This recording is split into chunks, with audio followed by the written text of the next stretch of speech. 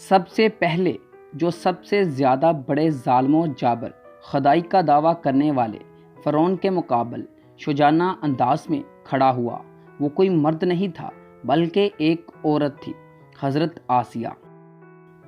سب سے پہلے جس نے مکہ اور کعبہ کو آباد کیا وہ کوئی مرد نہیں تھا بلکہ ایک عورت تھی، حضرت ہاجرہ۔ سب سے پہلے جس نے روئے زمین کا مبارک ترین زمزم نوش فرمایا وہ کوئی مرد نہیں تھا بلکہ ایک عورت تھی، حضرت ہاجرہ۔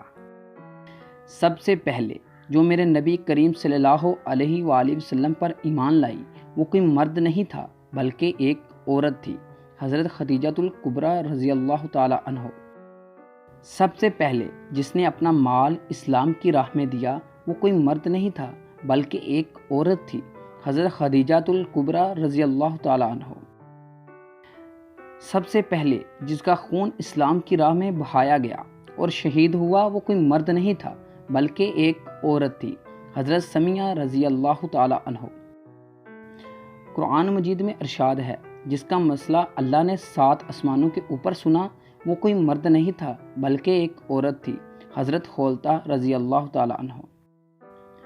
سب سے پہلے جس نے صفا مروہ کی سعی انجام دی وہ کوئی مرد نہیں تھا بلکہ ایک عورت تھی، اور اب ہر سال لاکھوں حاجیوں پر لازم ہے کہ وہ ایک عورت کے انجام دیے گئے فعل کو بجا لائیں ورنہ ان کا حج قبول نہیں ہوگا، وہ تھیں حضرت ہاجرہ۔